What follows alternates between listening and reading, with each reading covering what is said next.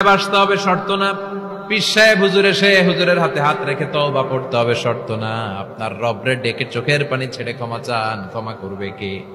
আর প্রতিদিন শতবার পড়তে থাকবেন আস্তাগফিরুল্লাহ। আওয়াজ করে সবাই পড়েন আস্তাগফিরুল্লাহ, আর জোরে পড়েন আস্তাগফিরুল্লাহ। বিশ্বনবী বলেন, মান লাজিমাল ইস্তিগফার জাআলাল্লাহু লাহু মিন কুল্লি দিকিন মাখরাজা। সব সময় ইস্তেগফারের সাথে যে লেগে থাকবে, রব্বুল আলামিন তারে পাঁচটা জিনিস দিবে। কয়টা? কথা কোন, আরো জোরে সবাই বলেন কয়টা? নাম্বার 1, জাআলাল্লাহু লাহু মিন কুল্লি দিকিন মাখরাজা। বিপদে পড়লে বিপদ থেকে উদ্ধার করবে কে? আল্লাহ। আমাদের তো কোনো বিপদ নাই না? আছে। কত বিপদ, হ্যাঁ? রাস্তাঘাটে দুর্ঘটনা হতে পারে, যে কোনো সময় ভূমিকম্পে পড়তে পারি, বজ্রপাত পড়তে পারে না, ঠেড়া পয়রা মানুষ নাই, আছে না নাই? এই বিপদ আপদ থেকে আপনারা রক্ষা করবে কে? যদি আপনি ইস্তেগফারের সাথে আঠার মতো লেগে থাকেন। কিসের সাথে? কথা বলেন।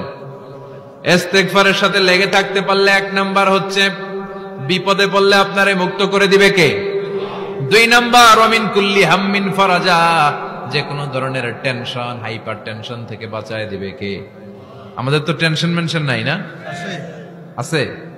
লাইফ নিয়ে টেনশন, বাঁচার টেনশন, মরার টেনশন, ক্যারিয়ারের টেনশন, রাস্তাঘাটে যানজট, এটার টেনশন, পুলিশের দৌড়ানি, র্যাবের দৌড়ানি, বাড়ির ভাড়া, গ্যাস বিল, বিদ্যুৎ বিল, ছেলে মেয়েদের লেখাপড়া, কত টেনশন। এই সব টেনশন থেকে আপনারে মুক্ত করে দিবে কে? 3 নম্বরে ওয়ারযুকহু মিন হাইসু লা ইয়াহতাসিব, এমন জায়গা থেকে আল্লাহ আপনার রিজিকের ব্যবস্থা করবে আপনি কল্পনাই করতে পারবেন না। সুবহানাল্লাহ পড়েন। 4 নম্বরে সবসময় ইস্তেগফার যদি পড়া হয়, আল্লাহর কোনো আযাব ওই বান্দার উপরে আসে না। ওমা কানাল্লাহু মুআযযিবাহুম ওয়া হুম ইস্তাগফিরুন।